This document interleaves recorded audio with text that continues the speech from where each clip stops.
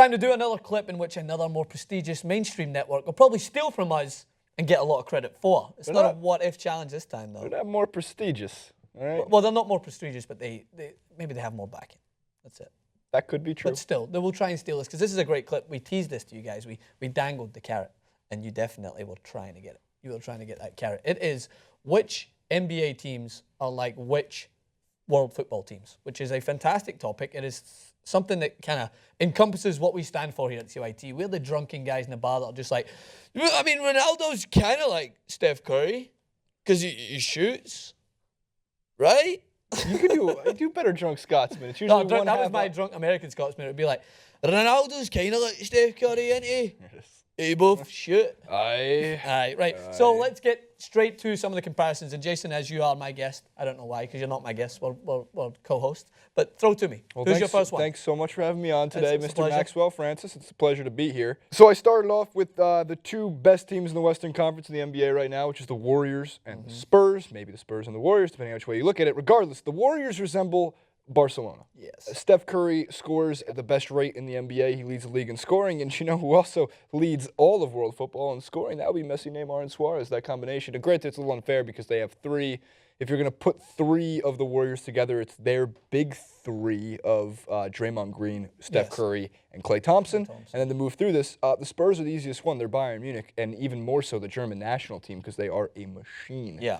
They pass the ball better than anybody else in both their respective leagues. They're dominant defensively. They're dominant offensively. My comparison, first of all, really quick, Golden State current is similar to Barcelona current. That's what I'm saying. Steph Curry, I believe, is the best player in the world of basketball. So it's very similar because I believe Lionel Messi is the best player in the world of football. Both are kind of transcendent in what they mean for the game. Messi's size and stature, he's still unplayable, similar to Steph Curry. Doubted many a times in the history of the game before he emerged onto the scene as one of the best for his size, but still is able to do things with the ball that you just can't even contemplate. But the next one is the bombs I'm going to drop on you, Jason. Bayern and Spurs are directly, I would say, the best comparison out of any of these teams, right? In the last 20 years, Bayern Munich have won 12 domestic trophies. They've been UEFA Champions League finalists 5 times and won twice. In the last 20 years, they the are Spurs, exactly like the Spurs. The last 20 years, the Spurs have had 12 division titles. Have been NBA finalists 6 times and won 5 times. So they're a little bit more efficient in terms of getting to the final. But when you look at that, that is just such a clear comparison. The way they move the ball, they have a tactical genius in charge, Greg Popovich and Pep Guardiola at the moment. Move the ball well, a system in place, very likable team to watch. Some people might not like them because they might say that the Spurs are too, I would say, too like a machine. I don't believe that. That's just part of the game. That's how you move the ball. What was that recent move you showed me, Jason? Was it 20-plus passes for an easy bucket? Oh, they will consistently find open wing shooters all the time, and they'll continuously pass the ball to cause havoc for defensive matchups, all for it to end after a full 24-second shot clock with an easy layup with nobody around. And they've been doing it for years. That's what Bayern does too.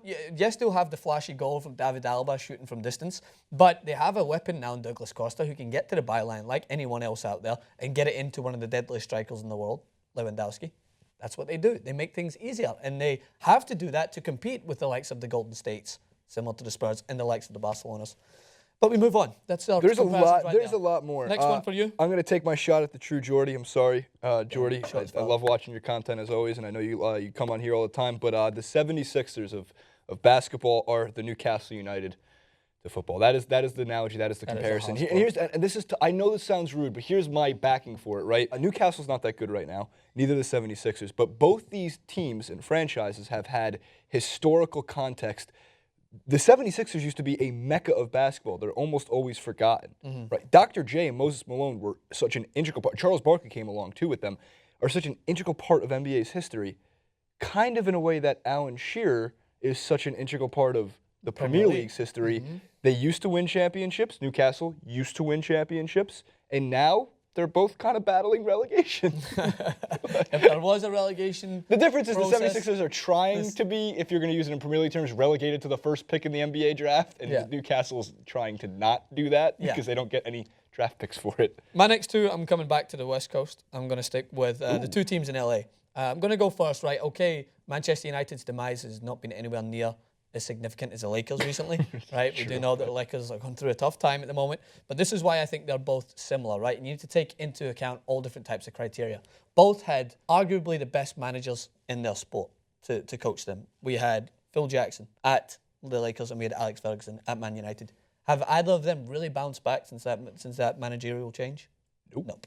And the Lakers, when they're looking at acquiring new players, at one point were trying to find the best players they possibly could. They were trying to grab everyone in to try and refurbish this team. Dwight, they wanted to get LaMarcus. Oh yeah, of Manchester course, United, the exact same, spending big money on players that they tried to fill that void, but without that coaching, without that managerial experience that fits that system, they just haven't bounced back well. Moving over to the other side of Los Angeles and the other side of Manchester, there's slight similarities, not as clear, but there is similarities there between the Clippers and Man City. The reason why, change of ownership, with big decisions coming into it, trying to grab a team of potential and current all-star players, money involved. You have Chris Paul, DeAndre Jordan, Blake Griffin, now leaders in the game to combine and try and make this into a winning team. They haven't had success the way Man City have had. Man City changed ownership. It took them a while to adjust. They're trying to move out the shadow of Manchester United. Clippers trying to move out the shadow of Lakers.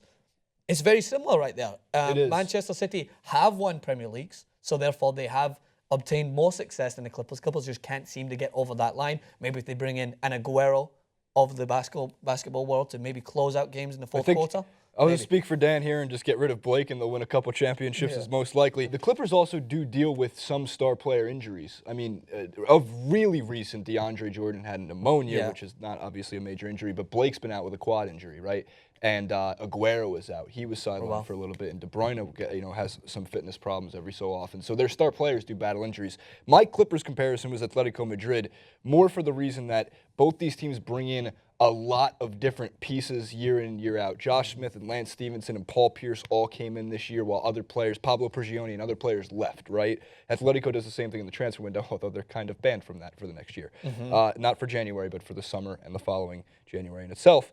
And they're also, Atletico Madrid and Real Madrid play in Madrid, but who is the real Madrid? The Real Madrid, please stand up. It's exactly, it's that same comparison to Manchester City, Manchester United, is that Atletico has a core fan base, no doubt, but it's not even close to the size of Real Madrid. It's the little brother that just, even if they do make the strides to impress the big brother, they're still never going to be considered that main factor in the family. So it is sad, but at the same time, all you can do is try and truck on, right? What about LeBron? I was going to move on to LeBron, but can I just deliver a blow to Liverpool fans? And I don't mean this to come across as a blow. It's a blow to Liverpool fans because of who I'm going to associate them with.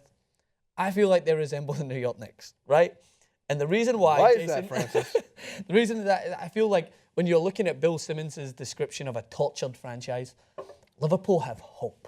They always have hope. They were so close with Luis Suarez. The Knicks haven't been as close recently, but the last time the Knicks won a championship, 1973, the last time Liverpool won a Premier League. They haven't won a Premier League since it's been changed to the Premier League, but they won the English First Division. The last time was 1989, when yours truly was born. You can thank me later for that year. But you were born in the worst musical decade in the history of music. Essentially. The 80s were the best. I told you about this. I lived it up in the 80s. In that 12 months I was there. You crushed it for 7 months in the 80s. But what I mean is just tortured by, I would say, poor decisions. You mentioned there about the Knicks ownership. James Dolan. Liverpool, I think a lot of them blame the managers. But it's the board that makes the decisions in there. Like, when you replace Luis Suarez with Lallana and Ricky Lambert and guys like that, you're never really making the best decisions. I don't think the manager will take the blame, but often it is the ownership in there that really causes this problem. Liverpool have had success in the Champions League. If maybe the Knicks could move over to a European we dominate La Liga. But we dominate English basketball. Yeah, but unfortunately, it's not working that way. So in terms of how tortured they are, because they still have hope, Godzingis has came in. There's some hope there with the Knicks.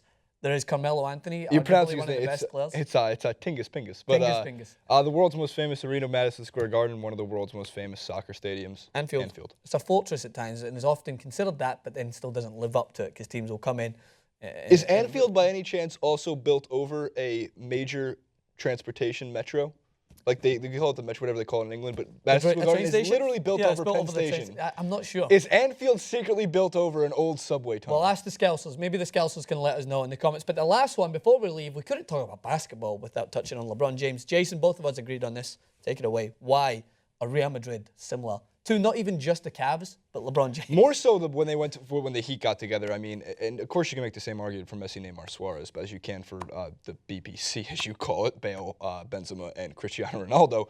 But if you look at it, they both came together with stars. A lot of the Cavs are run through LeBron James. A lot of Real Madrid is based off of not so much Ronaldo's opinion, but got to keep him happy because you can't leave. Of course, I agree. Of course, a star of that magnitude. They both won and lost in the finals multiple times, right? Real Madrid Champions League and won a La Liga title, and then came close the following year but fell short to Juventus. The Knicks, sorry, not the Knicks, I don't know why I'm on the Knicks, but LeBron himself fell short against the Warriors, fell short again against the Spurs. So there's there's a lot of similarities there between Real Madrid. It's amazing that when LeBron James, whenever I hear LeBron James in correlation with Cristiano Ronaldo, people use it as an insult to him because they're trying to compare how he is the Cristiano Ronaldo, but Michael Jordan still will remain Lionel Messi because of what he's added to it. I don't think that's an insult. I think LeBron James, you're only being compared to one of the top 5 greatest players of all time. You're compared to one of the best athletes of all time. That's why both of them are a very good comparison because athletically, they just surpass what you expect from a player in their sport.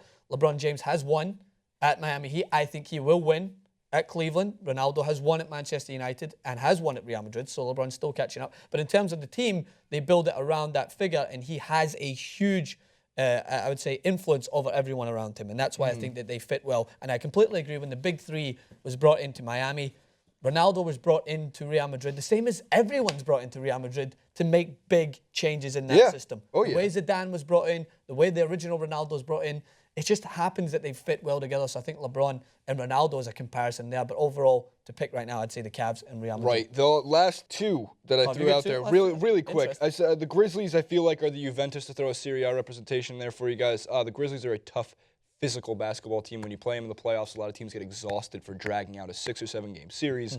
They never will get over the hump, the Grizzlies. They will, like Zach Randolph and Marc Gasol. So recent Juventus, just with very recent. Because Chiellini was an anchor on a tough, physical, defensive Champions League running team last year. The Grizzlies always kind of have that. They play injured.